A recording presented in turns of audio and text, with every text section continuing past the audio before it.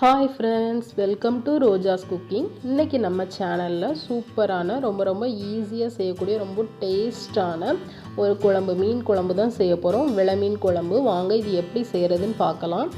இதுக்கு நான் இன்றைக்கி ஒரு 10 பீஸ் போல் விலை மீன் எடுத்து வச்சுருக்கேன். இதை நல்லா கழுவிட்டு இது கூட ஒரு அரை டீஸ்பூன் மஞ்சத்தூள், 1 டீஸ்பூன் வத்தத்தூள், கொஞ்சமாக உப்பு, கொஞ்சம் எலுமிச்சம்பழம் ஜூஸு எல்லாமே சேர்த்து நல்லா கலந்து ஒரு 30 நிமிஷம் நான் இதை ஊற வச்சு வச்சுருக்கேன். இது தனியாக இருக்கட்டும். அடுத்தால நம்ம அன்றைக்கி மண்பானையில் தான் குழம்பு செய்ய போகிறேன். இதுக்கு ஒரு சின்ன எலுமிச்சம்பழம் சைஸ் அளவுக்கு புளி எடுத்து நல்லா ஊற வச்சு அந்த தண்ணி மட்டும் எடுத்து வச்சுருக்கேன். மண்பானையில் வச்சுருக்கேன். இப்போ அது கூட ஒரு 10லேருந்து 15 சின்ன வெங்காயம், ஒரு கைப்பிடி அளவுக்கு சின்ன வெங்காயம் எடுத்து தோலெல்லாம் உரிச்சிட்டு நல்லா கொஞ்சம் நரநரன்னு அரைச்சி வச்சுருக்கேன். அதையும் இதில் சேர்த்துடலாம்.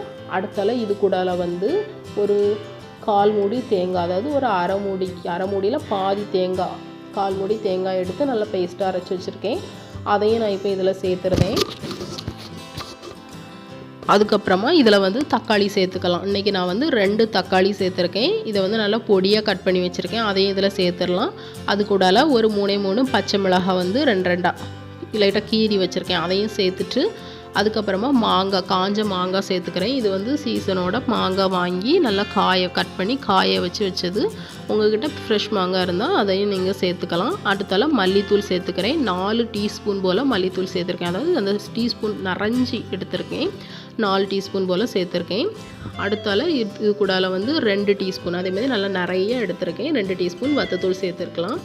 நான் இன்றைக்கி 4 பேருக்கு செய்கிறேன், அதாவது 2 நேரத்துக்கு. அடுத்தால இது கூட மஞ்சத்தூள் சேர்த்துக்கலாம். ஒரு 1/4 டீஸ்பூன் போல் மஞ்சத்தூள் சேர்த்துக்கலாம். அப்புறம் ஒரு அரை டீஸ்பூன் போல் நல்ல மிளகுத்தூள் சேர்த்துக்கலாம். நல்ல மிளகுத்தூள் சேர்க்கும் போது அந்த ஃப்ளேவரும் நல்லாயிருக்கும், டேஸ்ட்டும் சூப்பராக இருக்கும். அதனால தான் ஃப்ரெண்ட்ஸ் நான் இன்றைக்கி நல்ல மிளகுத்தூள் சேர்த்துருக்கேன். அதுக்கப்புறமா இதுக்கு தேவையான அளவு உப்பு சேர்த்துக்கலாம். நம்ம மீன் வரசி வைக்கும் போதே உப்பு சேர்த்துருந்தோம், அதனால் பார்த்து சேர்த்துக்கோங்க. நான் இன்றைக்கி 2 டீஸ்பூன் அளவுக்கு உப்பு சேர்த்துருக்கேன்.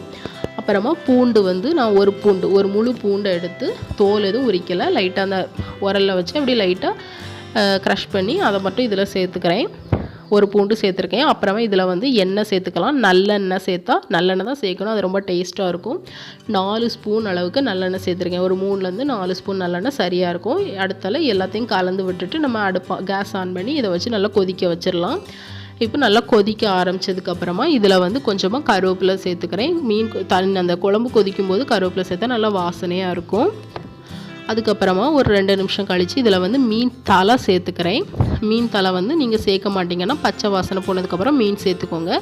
நான் மீன் தலை இப்போ சேர்த்துருக்கேன். இது நல்லா கொதித்து அந்த பச்சை வாசனை போகிறது வரை இருக்கட்டும். நம்ம மீன் தலை சேர்த்தோம்னா நல்லா டேஸ்ட்டாக இருக்கும் குழம்பு.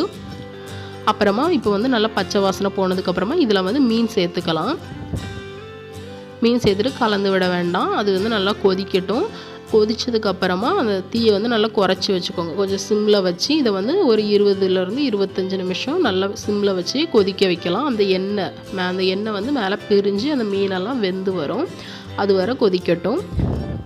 இப்போ எனக்கு அந்த எண்ணெய் நல்லா பிரிஞ்சு வந்திருக்கு. மீன் எல்லாமே நல்லா வெந்துட்டு இப்போ நான் அடுப்பை ஆஃப் பண்ணியிருந்தேன். அடுப்பை ஆஃப் பண்ணிவிட்டு லைட்டாக கொத்தமல்லி இலை தூவிடலாம். இனி நம்ம தாளித்து கொட்டிட வேண்டியதான்.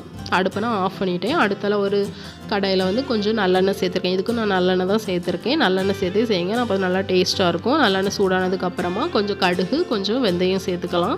அதுக்கப்புறமா ஒரு வத்தலை நான் 2 பிச்சு சேர்த்துக்கிறேன்.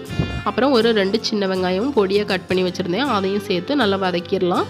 சின்ன வெங்காயம் கொஞ்சம் பொன்னிறமாக வதங்கினதுக்கப்புறமா இதில் கொஞ்சமாக கருவேப்பிலை சேர்த்துக்கிறேன். கருவேப்பிலை நல்லா பொரியட்டும். கருவேப்பிலை பொரிஞ்சதுக்கப்புறமா எடுத்து நம்ம குழம்புல சேர்த்துற வேண்டியதான் ஃப்ரெண்ட்ஸ். இது ரொம்பவே சூப்பராக இருக்கும். கண்டிப்பாக நீங்கள் செஞ்சு பாருங்கள் ஃப்ரெண்ட்ஸ். செஞ்சு பார்த்துட்டு எப்படி இருந்துன்னு எனக்கு கமெண்ட்டில் சொல்லுங்கள். இது செய்கிறது ரொம்பவே ஈஸி தான், டேஸ்ட்டும் சூப்பராக இருக்கும். கண்டிப்பாக நீங்களும் இதே மாதிரி செஞ்சு பாருங்கள். இந்த வீடியோ உங்களுக்கு பிடிச்சிருந்துன்னா லைக் பண்ணுங்கள், ஷேர் பண்ணுங்கள், கமெண்ட் பண்ணுங்கள். மறக்காமல் ரோஜாஸ் குக்கிங் சேனலை சப்ஸ்கிரைப் பண்ணுங்கள். தேங்க்யூ.